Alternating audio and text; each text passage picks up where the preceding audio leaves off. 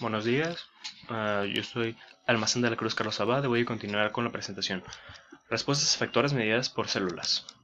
Las células efectoras citotóxicas incluyen las células T citotóxicas CD8 del sistema inmunitario adaptativo, linfocitos NKT que constituyen un puente entre los sistemas inmunitarios innatos y adaptativo, y células NK. Los efectos CTL No, los efectores CTL, NKT y NK inducen la muerte celular al desencadenar apoptosis en sus células blanco. Estas células citotóxicas no so- estas, celu- perdón, estas células citotóxicas no solo eliminan blancos infectados con agentes patógenos y intracelulares, o sea, virus y bacterias, sino que también desempeñan una función crucial en la eliminación de células tumorales y, y células que han sido sometidas a estrés, ya sea por temperatura extremas o por traumatismos. Ok, en esta tabla podemos apreciar dos cosas importantes, el tipo de célula y su mecanismo de muerte. En el caso de las CTL podemos ver que su mecanismo es mediante la liberación de gránulos citotóxicos e interacciones FAST. Las células TNK podemos ver que su mecanismo es mediante las interacciones FAST predominantemente. Pueden activarse las células NK de manera directa y las células NK su mecanismo es mediante la liberación de gránulos citotóxicos e interacciones FAST. Ok, los linfocitos citotóxicos reconocen y matan células efectoras o tumorales por medio de activación de receptores de las células T. Bueno, y hablando de la activación, la importancia de los linfocitos T citotóxicos en la respuesta inmunitaria mediada por células a agentes patógenos es subrayada por las enfermedades que afectan a quienes tienen defectos en la generación de células T. Un buen ejemplo de esto es el síndrome de George. El síndrome de George es un síndrome en el que el niño o niña nace sin timo y por ende carece de los componentes de células T, por obvias razones, del sistema inmunitario, mediadas por estas células. Por lo general son capaces de afrontar infecciones bacterianas extracelulares, pero no pueden eliminar con eficacia agentes patógenos intracelulares como virus, bacterias intracelulares y hongos, por obvias razones. Ok, ¿cuál es la gravedad de esto? La gravedad de la deficiencia de la inmunidad mediada por células en estos niños es, es tal que incluso virus atenuados presentes en las vacunas, que estos, si de por sí, solo tienen capacidad de crecimiento limitado en individuos normales, puede producirles infecciones que ponen en peligro su vida. Pero bueno, algunas de las otras características de este síndrome, como podemos apreciar en estas imágenes, es que puede provocar defectos en el corazón. Eso no se puede apreciar obviamente en las imágenes, pero puede producir el paladar hendido, como podemos ver en esta imagen, al igual que niveles bajos de calcio en la sangre. Esto es de alto bueno, esto hay que tenerlo en consideración debido a que los niños por sí van a tener un problema por la carencia de células T. Bueno, no carencia, no lo van a tener, no lo van a producir, pero ahora imagínense qué pasaría si este niño desarrolla problemas cardíacos y tiene una deficiencia para la producción de para la producción de calcio. Bueno, en fin. Respuesta inmunitaria medida por linfocitos T citotóxicos. Esta se puede dividir en dos fases. En la primera fase, células TC vírgenes pasan por activación y diferenciación hacia el TCL, efectos funcionales dentro del tejido linfóide secundario. Y en la segunda fase, los TCL efectores reconocen ejemplos del MHC clase 1, antígenos sobre células blanco específicas que especifican la periferia, evento que finalmente induce a la destrucción de las células blanco. Bueno, puesto debido a que casi todas las células nucleares de nuestro organismo moléculas del MHC clase 1, un CTL puede reconocer y eliminar casi cualquier célula en el cuerpo que muestre el antígeno específico reconocido.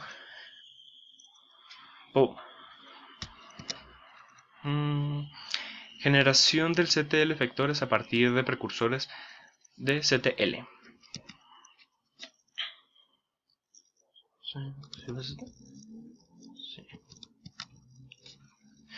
Las células TC vírgenes son incapaces de matar células blanco, por varias razones. Por ende, se denomina también precursores de célula de CTL, para denotar su estado funcionalmente inmaduro. Solo después de que un CTL precursor ha sido activado, las células se diferencian hacia el CTL funcional con activación citotóxica. El umbral para activar el CTL a partir del CTL precursor es alto en comparación con otras células efectoras y requiere de al menos 3 señales. ¿Las cuales son? La primera señal especifica para agentes transmitidos en el complejo de TCR en el momento de reconocimiento de un complejo del MHC clase 1 peptídico sobre una célula presentadora de antígenos que cuenta con licencia. La segunda señal coestimuladora transmitida por la liberación del CD28 y el CD80 del CTL precursor y la célula presentadora de antígenos con licencia, como ya se mencionó anteriormente. Y la tercera es una señal inducida por la liberación del IL2 con receptor de IL2 de alta afinidad, lo que da lugar a proliferación y diferenciación del CTL precursor activando por antígenos hacia el CTL efector.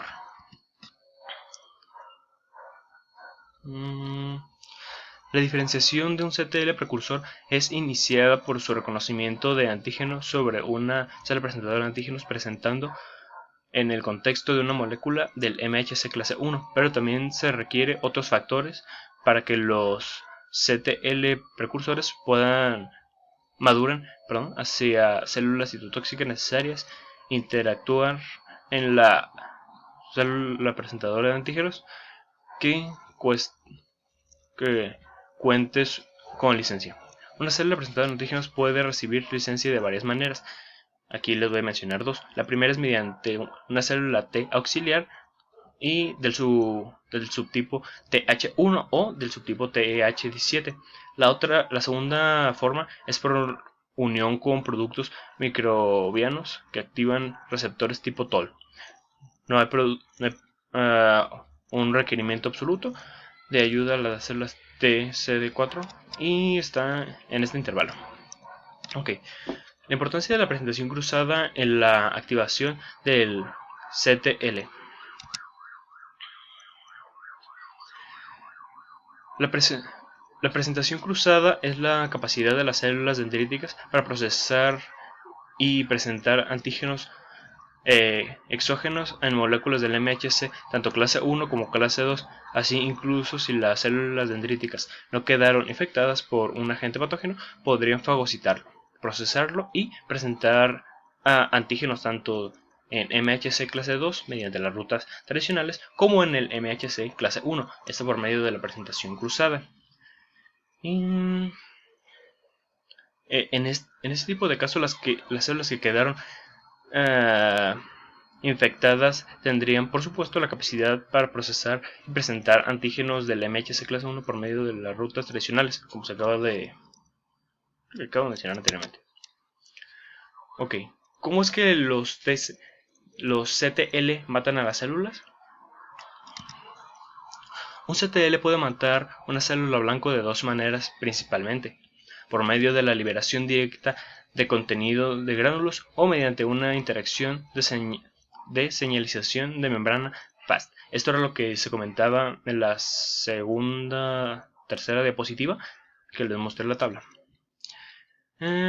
Pero en lugar de inducir la lisis celular, para sintetizar esto, en lugar de inducir una lisis celular, estos dos procesos inducen a la célula blanco a pasar por apoptosis, típicamente en el transcurso de algunas horas luego del contacto contra la célula citotóxica. Independientemente del método que se emplee, la muerte por CTL involucra una secuencia cuidadosa y dirigida de eventos que empieza cuando la célula atacante se une a una célula blanco y forma un conjunto de célula, un evento íntimo que a veces se le denomina el beso de la muerte.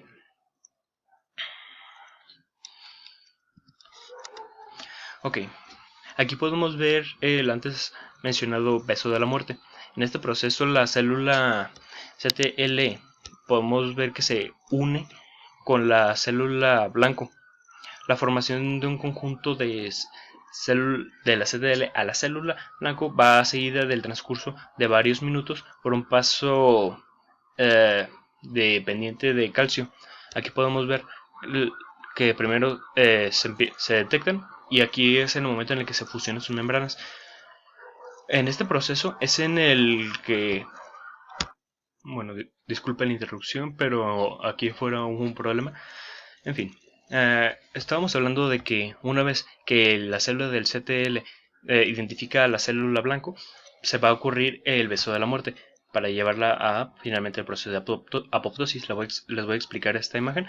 En este momento es en el que se ocurre la formación del conjunto de célula a célula. Después de unos minutos va seguido en el transcurso de varios minutos, como ya mencioné anteriormente, por un paso dependiente de calcio, el cual requiere mucha energía. Aquí va a haber, se está señalando, y posteriormente, ya casi para finalizar, el CTL induce la muerte de la célula blanco. Aquí ocurren dos cosas para finalizar. Uno, el CTL continúa, o podremos decir lo que se recicla, hacia el sistema para buscar en busca de otra célula blanco para poderla volver a llevar a la apoptosis, y la célula que blanco anteriormente que tuvo contacto con nuestra CTL llega a su muerte. Bueno, eso sería todo de mi parte. De antemano agradezco su atención y los dejo con mis compañeros.